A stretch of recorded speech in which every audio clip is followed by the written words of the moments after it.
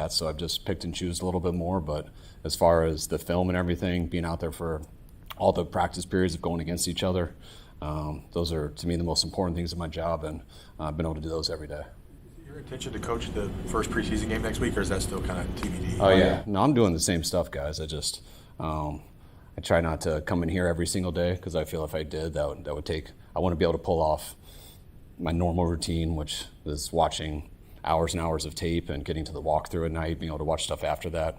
Eventually I will get there.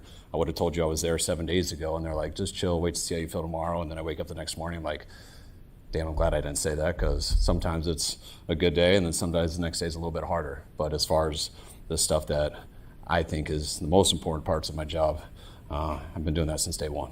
What's your impression, Kyle, 2 weeks in of the team overall from your perspective on the field? I mean, I like our team. You know, I feel like we came into this camp better on paper than we did last year. Just with a number of rookies we were dependent on last year, got to play more, and I love the guys that we've added this year. By no means do I, see how we are come week one. We still got a lot of work to do. I mean, some days we take a step forward, the next day we take 2 steps back, but that's training camp. And a number of the guys that we really want to push to work with, those guys aren't always out there, so just find through those things. Such a grinder for so long. Is it weird having a bit of an abbreviated schedule for yourself? It is. I mean, I was a little insecure about it at first. I mean, I've been a guy, like all of us are, that we could be deathly sick and we're still insecure to go home. So that's kind of just how we are. So it was hard on me. But when I saw kind of the results of some of it, it became easier.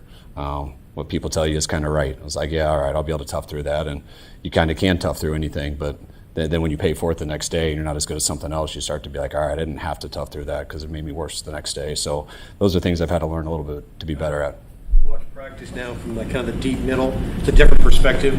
Do you enjoy it? Do you like it? Is there anything that you see in the deep middle next to Lynch that maybe you didn't see when you're up behind the quarterbacks? A little bit. I mean, sometimes it's harder to find the quarterback. Sometimes it's harder to find the running back. They just pop, but you can see the holes and how everything develops. I mean, that's where I watch it throughout games all the time. Wherever I am on the field, I'm always about 30 yards away from the line of scrimmage so I can see it. And so I got to stand on both sides during games, so I'm used to that. Things look backwards a lot to me when I'm sitting right in the middle there, but I like to be more on the offensive side. That's a perspective I like, and I always like to talk to the quarterbacks and things like that, which you can do more, but it's been good to be able to communicate with Raheem back there and see it from a little different angle. I could ask 2 questions. I'm used to that. For starters, how long is the mustache going to be with you?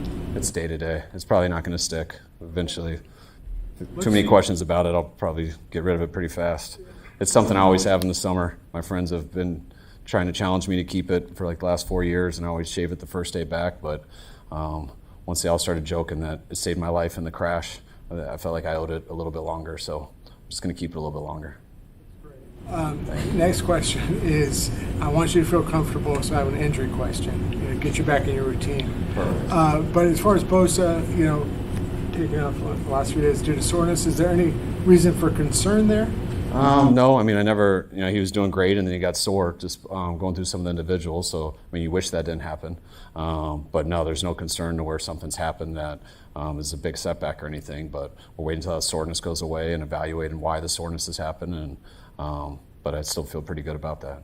I wasn't there the other day. Kyle, are you mad at yourself for getting in the situation? Yeah, I mean, anytime you cause an accident that can be avoided, you feel pretty stupid. I mean, especially when you have a chance to hurt someone else. And so, I think you get mad when you get a ticket at yourself. So it was kind of the same. Things that, I think everyone's done to a degree what I've done. But, dropping a phone and falling all the way to my back seat to where I have to fully take my eyes off the road. It's something that I normally want to do. I've had autopilot for 9 years, so I'm pretty comfortable with it. And, who knows what happened when I turned around, whether it malfunctioned or whether I knocked it off. That's something I don't know yet. But regardless, it is always your fault, whether you're an autopilot or not. You can't take your eyes off the road. It's a partnership driving. You don't just turn it over to a computer. And it's a good lesson, no matter how comfortable I am with that I believe someday could save my life or someone else's, or it's really helped me have perspective on that stuff. This team, obviously, you're asking your players and your coaches to be responsible. Have you had to speak to that at all to them? Like, hey, learn from what I did, or don't make this mistake, whatever it might be? Yeah, I mean, I didn't like sit there and feel like I didn't have like a ton of guilt over it or anything. Like I think the word's an accident, and it truly was that way. But you realize how quick and close that stuff can happen, and when you're going at 20 miles an hour, you're not really in your autopilot. I honestly have zero worries. I have so much trust in that stuff, and that was a good lesson that you can't ever have zero worries. But I think it definitely could be an example for a lot of people.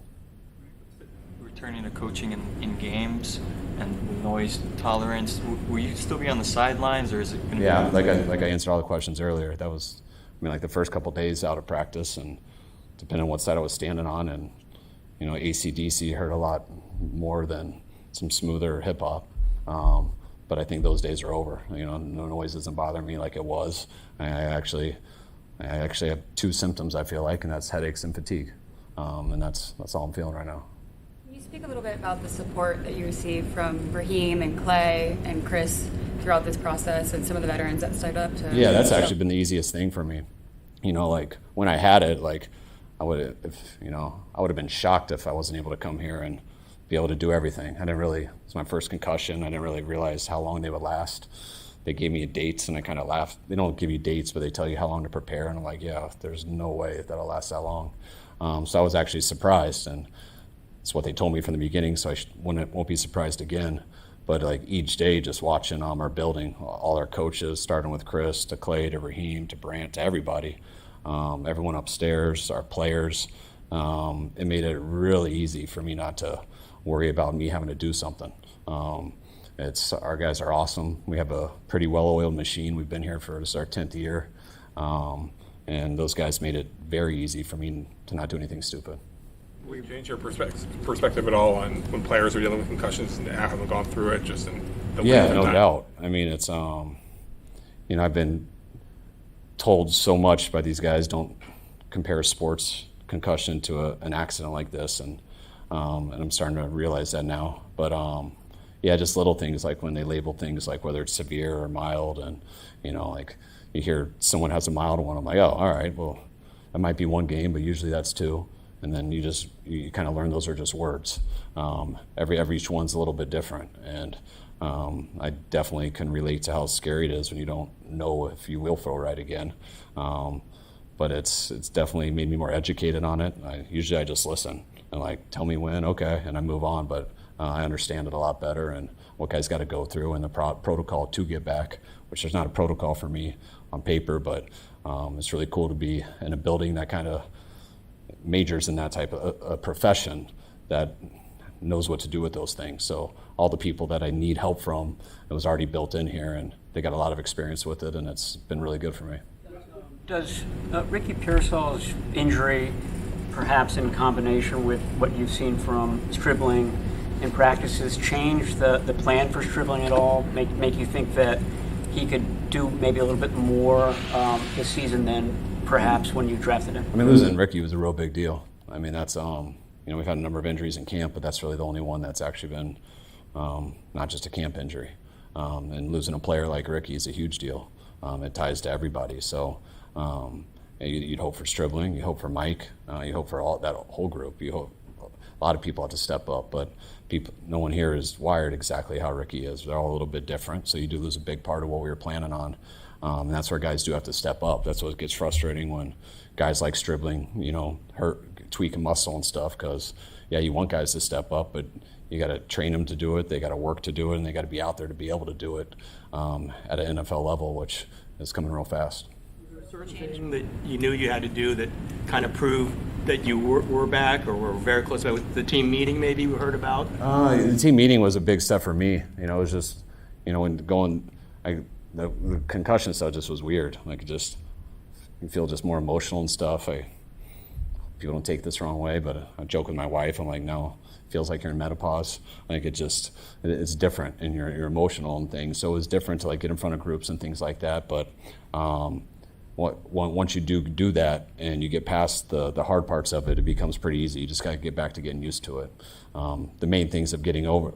I thought after my first team meeting, I was like, perfect. I'm out of the woods. I'm good, and felt good most of that day.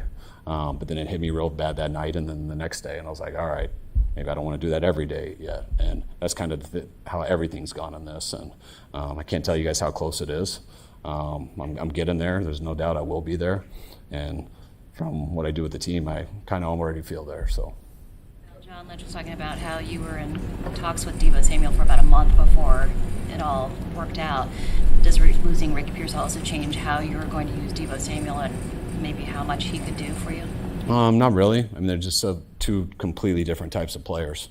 So, Deebo was someone that, we were hoping it would work out, depending on Deebo's other opportunities and what it could be here. But that was something that we were hoping for a long time could work out, and it ended up working out for both of us.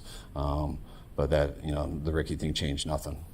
Is this session that you're having with us now part of your, goal to kind of push yourself as much as you can? Definitely. I mean, that's why they tell me not to plan anything. That's why, yesterday, it was like a week ago, I'm like, guys, I'm doing media tomorrow.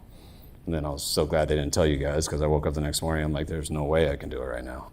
And then I didn't tell anyone today, but then I just felt like doing it. And I want to do it. I want to get back to fully 100% being normal. And unfortunately, this is part of 100% being normal. So.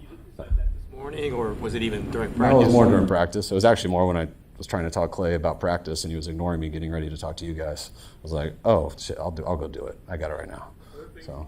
Now realize that you can delegate, but you haven't been able to do that. Maybe it's worth delegating in the future. That I don't need to do it. So many things. Yes, but I've also done a lot more of that in the last few years than people realize. I haven't called last year I didn't call one play in preseason. I don't always call plays out on the field. I've started most of that since Clay's gotten here. It's been nice to not have to go to staff meetings. We've had some staff meetings where we just go over injuries and stuff and things like that, which I'm always at. And, I've missed those, so I could actually focus on a few more film things. So that's been good. And, just knowing that if you didn't even come and you just watched a practice, that it's going to go pretty much the same as if you were there.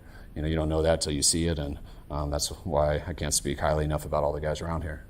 Any reconciliation you had to do with Deebo after he asked to be traded and how you guys are together now? Yeah, it's funny how, Deebo's always been one of the closest guys we've been to, just relationship-wise. When Deebo went through his contract negotiations, try not to put words in his mouth, but I think he thought it'd be advantageous to make it look like there was a little bit of a battle. Sometimes that helps, sometimes it doesn't.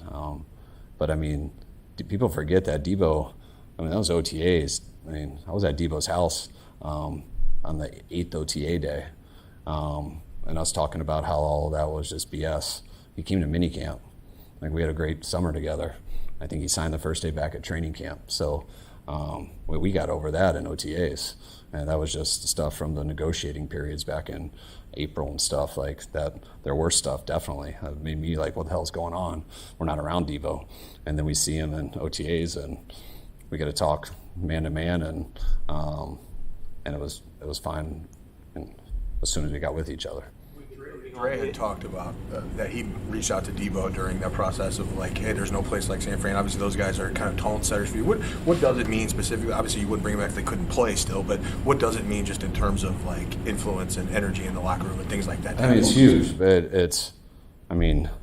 energy in the locker room and stuff, and just how people that all comes off of what players see off the field. And I feel like our fans could almost answer that question. They know what Deebo looks like when he has the ball in his hands. But Washington fans, just from the year they had with him, know what he looks like when he has the ball in his hands. I think everyone here knows what Dre looks like and how he plays. And that's exactly how he looked on tape. I didn't get to play a ton last year, coming back from his stuff, about half the year. But he looks exactly like the guy that we all know. So to be able to bring back some enforcers like that who play exactly how we want everybody to play. But those are two special dudes that I haven't been around two people like that in my career, really, who play that way. That stuff's huge. Just knowing they're in here gets guys pumped up, and they've been away from a year, but to see them out there, they look exactly like the guys I remember. Coaches watch a lot of film. Does the concussion impact your ability to watch film? Does it bother you after a lot of film watching? It did more at first. I've never had vision issues and stuff, but it's always just been. I'm usually a guy who doesn't get that overstimulated. I can handle a lot of things, and And now when I do too much film at first, I kind of have to take a little more breaks. Like they make fun of me because I never get bathroom breaks, and now I kind of do. Halfway through, I tell the coaches to go out. I take like 10 minutes and just relax my eyes a little bit and made it easier. But I haven't done that probably in the last 5 film sessions, so it just shows how much better I'm getting, and that's why I believe that whenever you use words, it can be way off, but I feel like most of the concussion part to me is gone, except just fatigue and headaches. So it's, but being overstimulated, things like that, I'm doing a lot better at. What is the expectation for in camp again in a second straight year at least? Has it felt like a lot to you? Is it, or just in your mind, camp injuries and we'll get through it? It feels, pretty normal, give or take 3. Like, I think it does happen a number of times in camp. We also have a number of guys coming into camp that didn't go on PUP that we weren't trying to throw back in there right away. And that stuff's always frustrating in camp. That's why you sometimes want it a little bit longer. But the thing that frustrates you the most is when you lose a guy. And there's one guy like that right now, which we've had to grieve for a little bit, and then you got to figure out how to adjust and move on from it. Thought process with the jog through? We used to go 3 days on and take 1 full day off, and then go 3 days on again. We look into everything, and we thought that it would be better for us this year to never go 3 full days in a row.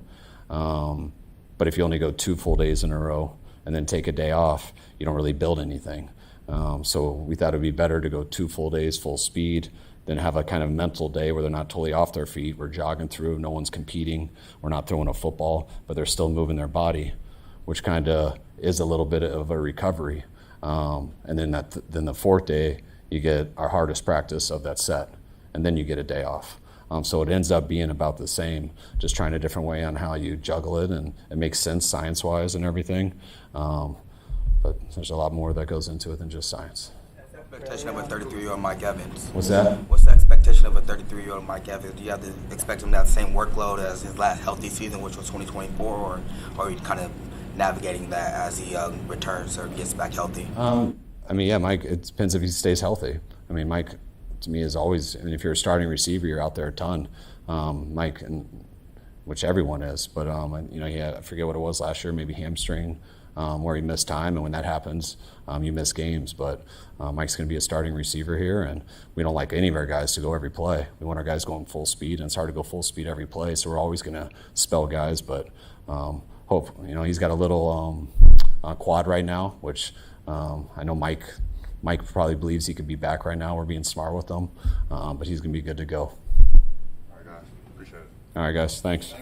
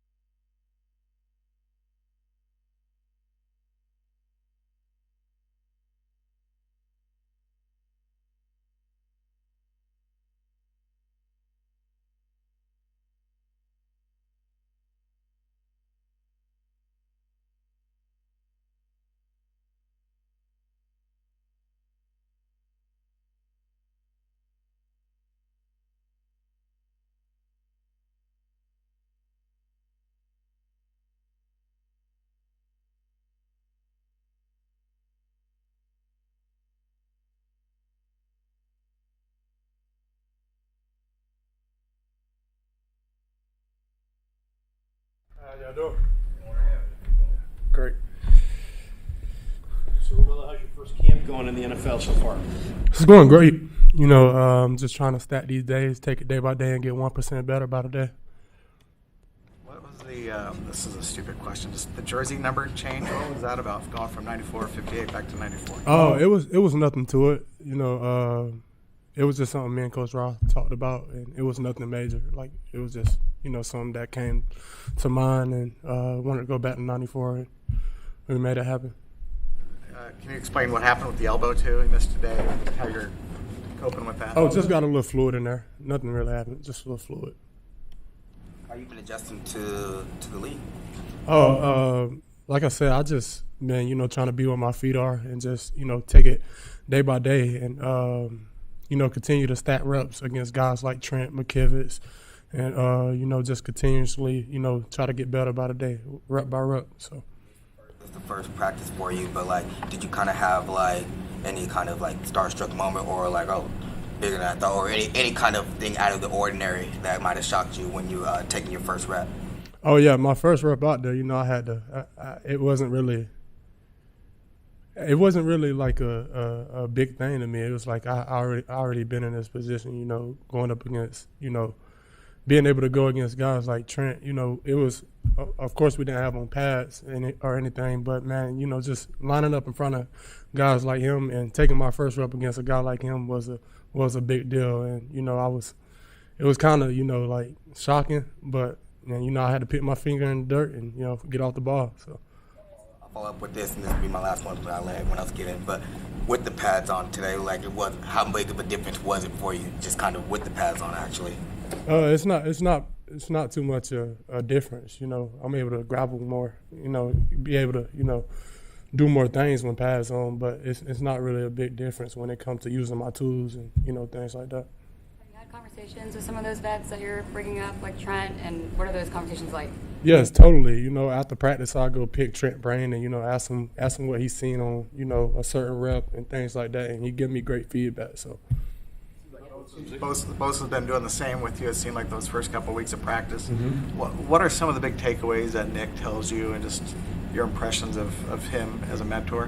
Yeah, he's a great mentor. He's been a great mentor so far, and it's just been the little things, the little keys, and, you know, just the little techniques and just the basics, you know, footwork, getting off the ball, keying the ball. It's just the little things that, you know, that he call out, and, you know, he come up to me and he, you know, come up to me and I pick his brain and I ask him all the questions I can ask, you know, because he's one of those, you know, big time guys that did it, that's doing it at a very high level, you know, and he getting to the quarterback, and I want to, you know, figure out how he's getting to the quarterback.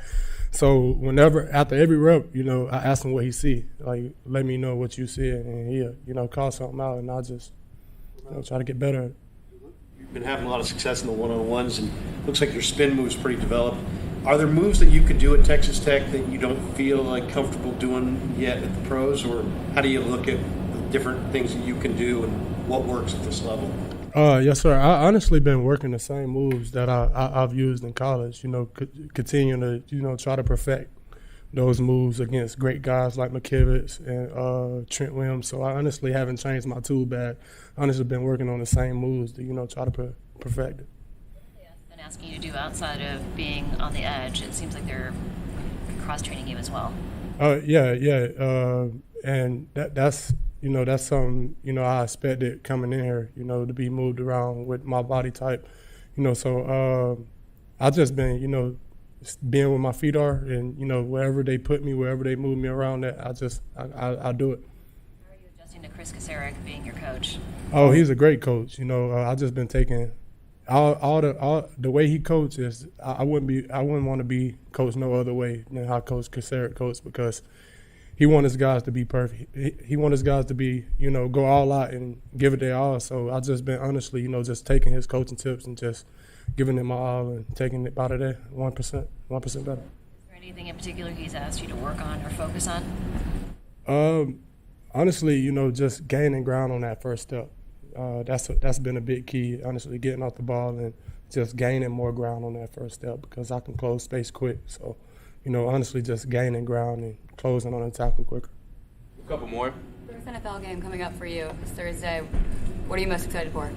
Honestly, like I said, I'm just being where my feet are and, continuing to try to stack these days. So when the game comes, it comes. Yeah, we're on a line with a lot of really good players that are going through the same thing you're going through in different camps. Have you had a chance any time to talk to, Hunter or Bailey or any of those guys and kind of compare notes on how rookie camp is going for them compared to you? Yeah, them my guys. So I've been, talking to them about how they camp been going. They've been on the road. It's honestly good to hear that they doing good. Bailey wrecking havoc over there and, getting to the quarterback and collapsing the pocket. So Hunter doing the same thing, and it's, good to hear those things from those guys. What's been the biggest adjustment so far for you being here?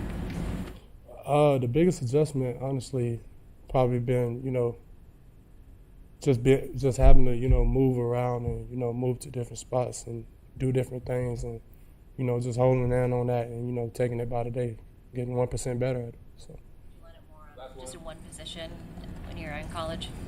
Yeah, I did. I did a little. I went back at backer, and they moved me around at times at Texas Tech. So it's honestly not nothing new. All right. Thanks, Romelo. Thank y'all.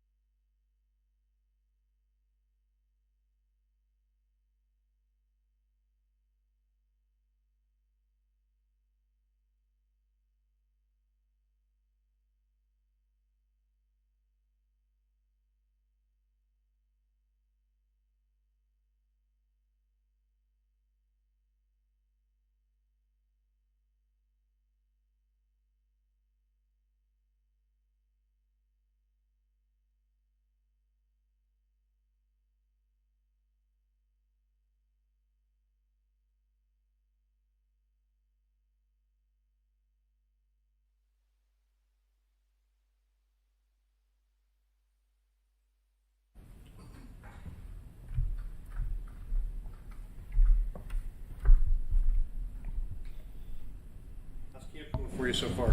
It's going great. Being out there with the guys, competing, learning the offense. It's been a great time. How challenging was it to be on the sideline, missing out on some practices?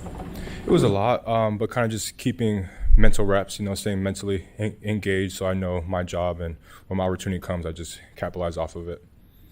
Defensive backs, as I'm sure you can attest, are very hands-on, gritty. How have you kind of handled that, just the close coverage and things like that? Yeah, just using speed and physicality just to create separation at the top of the route and also during the whole route running, Is that something that you feel like you came in with, just being able to use your hands and create separation and things like that? Yeah, I've always been very confident in it. Obviously, it's a different level versus college, but kind of just keeping all those tools and just working on it and just becoming better and better every day.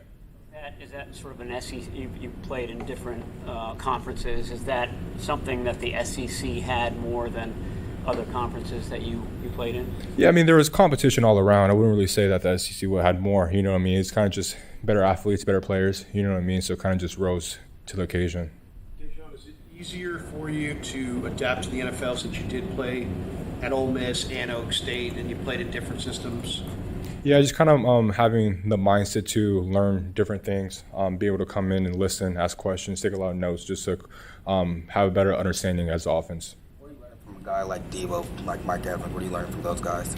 Route running, physicality, the way that they could manipulate routes and the corners in their routes, just getting open, creating separation, having strong hands at the catch point.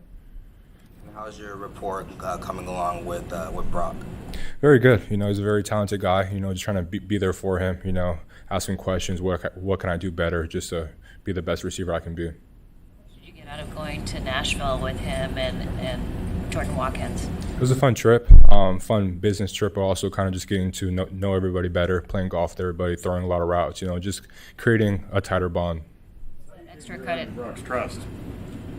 How do you think you're earning Brock's trust? Like, what's an example? By getting open and catching the ball, just being a reliable source for him. That's kind of the main thing. That's all I can do on my part. Just get open, catch the ball, and when it comes to me, catch it and score.